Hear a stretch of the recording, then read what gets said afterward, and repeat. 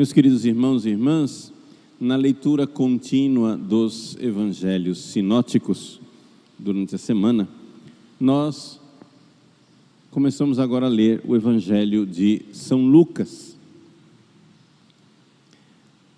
São Lucas narra o tempo da vida pública de Jesus como uma viagem que ele fez da sua terra, Nazaré, para Jerusalém.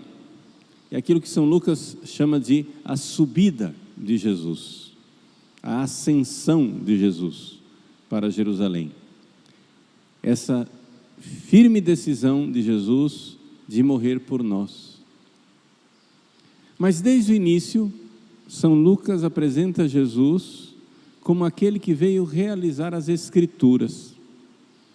Nós estamos aqui no capítulo 4, mas se nós formos lá no fim, quando Jesus, ressuscitado, aparece aos discípulos no caminho de Emaús, ali Jesus narra aos discípulos como tudo o que aconteceu com ele estava previsto no Antigo Testamento. E Jesus então logo em seguida se encontra com os apóstolos. E nesse encontro com os apóstolos, ele abriu os olhos dos apóstolos para que pudessem compreender as Escrituras. Vejam, assim é o início, assim é o fim. Jesus lá na ressurreição abre os olhos para compreenderem as Escrituras. Aqui, no início da sua vida pública, né? Depois que Jesus foi batizado no Jordão, foi para o deserto ser tentado, fez sinais em Cafarnaum, agora ele vem à sua terra, Nazaré, onde ele tinha sido criado, e ele então mostra, desde o início, é ele, é a respeito dele que falam as Escrituras. Para a gente entender melhor o evangelho de hoje, é importante nós recordarmos como eram os livros na época de Jesus. Isso daqui é um livro, aquilo que nós chamamos a forma de códice. O que é um códice? É um livro que você pode fazer assim e abrir em qualquer página.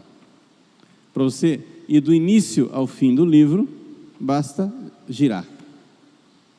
Os livros na época de Jesus não eram assim. Os livros na época de Jesus eram rolos. Então, para você, se você estava no fim do livro e você queria, como é que diz mesmo lá no começo? Você devia passar vários minutos, quem sabe, determinando o tamanho do livro, até chegar a mais de 1 hora, girando 2 rolos, como se fosse daquelas antigas fita cassete, né? 2 rolos assim, girando até chegar no início. Por que aqui esse detalhe é importante? Porque o funcionário da sinagoga, o assistente da sinagoga, trouxe o livro para Jesus, e Jesus abriu. O que é que a gente imagina? Jesus procurou a passagem certa, abriu onde ele queria e leu. Não, isso não era possível. Jesus abriu onde estava marcado para ler. Ele simplesmente desenrolou o livro e caiu nesta passagem. Portanto, desde toda a eternidade estava previsto que aquele rolo, né, aquele sefer, aquele livro, estaria aberto ali, para que o verbo de Deus que se fez homem, Jesus, lesse aquela passagem. Mais do que isso, quando Isaías escreveu, séculos antes, essa passagem, Deus inspirou esta passagem a Isaías, tendo em vista o dia em que o Filho Eterno na sinagoga de Nazaré, leria esta passagem.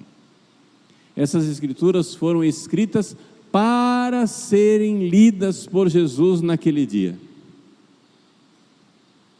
Um desígnio divino desde toda a eternidade, porque Jesus é Deus. E portanto Jesus, Deus, planejou desde todos os séculos para que aquela passagem estivesse diante dele. Ele fez escrever a passagem, porque Ele é a palavra de Deus. Ele se encarnou no seio da Virgem Maria, e o Verbo se fez carne e habitou entre nós. Ele veio e leu esta passagem das Escrituras. E nessa passagem das Escrituras, o que é que está dito? Jesus, desde o início, diz com toda clareza, na sua cidade, onde ele cresceu: eu sou o Messias, o ungido de Deus. É isso que quer dizer essa passagem. Jesus está se declarando o Cristo. A palavra Christos, Cristo, quer dizer ungido, ungido pelo Espírito Santo. A palavra Messias, Hamashia, quer dizer ungido de Deus. A passagem de Isaías diz: o Espírito do Senhor está sobre mim. Ou seja, eu sou ungido pelo Espírito Santo, eu sou o Cristo. Jesus está realizando aquilo que foi previsto desde todos os séculos. Por que é que eu estou gastando esse tempo com esses detalhes? Porque aqui nós temos uma chave de leitura, uma coisa muito prática para a nossa vida no dia a dia. Quando você vai rezar, quando você vai meditar as Escrituras, você tem que procurar Jesus. Não existe nenhuma página da Bíblia que não fale dele. Mas como assim, padre? Sim, é assim que a igreja sempre leu. Se você não consegue enxergar Jesus ali, você precisa buscar como é que os santos padres interpretavam, como é que os santos doutores interpretaram aquela passagem. Mas ali tem Jesus. Quando no livro do Gênesis Deus cria Adão, é Jesus, o novo Adão que veio para nos salvar. Quando Deus dá um sono para Adão e do lado dele tira Eva, é Jesus que na cruz dormiu e do seu lado brotou a igreja, a nova Eva. Quando Caim matou Abel, é Jesus que foi filho justo, Abel, o justo Abel, que foi morto pelos nossos pecados. Quando Noé entrou na arca, é Jesus que na madeira da cruz, como a arca, nos salva do dilúvio de nossos pecados. Quando Abraão sobe a montanha para sacrificar Isaque, é Jesus que na montanha do Calvário foi oferecido em sacrifício por nós.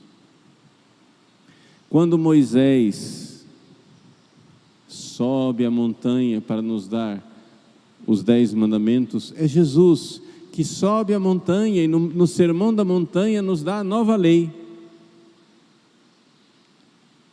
Quando Davi mata Golias, é Jesus que destrói Satanás, se fazendo pequenino, nascendo na manjedoura e morrendo humilde na cruz.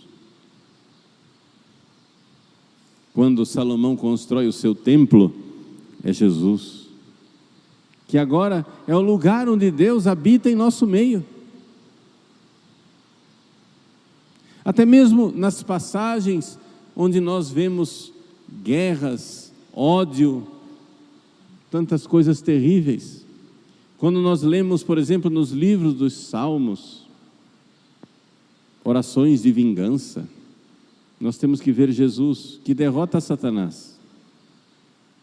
Nós temos que ver a batalha espiritual que Jesus veio realizar, expulsando os demônios e vencendo para sempre o poder dos infernos. Não existe nenhuma passagem das Escrituras que não fale de Jesus.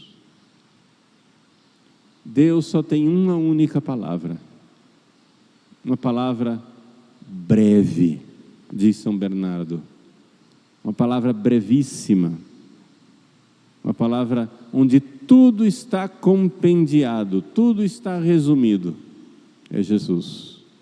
Se nós queremos conhecer a Deus, seus desígnios, o que Ele quer, o que Ele pensa, o que Ele ama, o que Ele deseja, o que Ele faz, nós precisamos olhar para Jesus. Ele, Verbo eterno, sobe hoje no púlpito de Nazaré, abre o rolo diante de si, lê e finalmente nos explica. Abre os nossos olhos, como aos discípulos de Emaús, como aos 12 apóstolos no cenáculo, no domingo da ressurreição. Hoje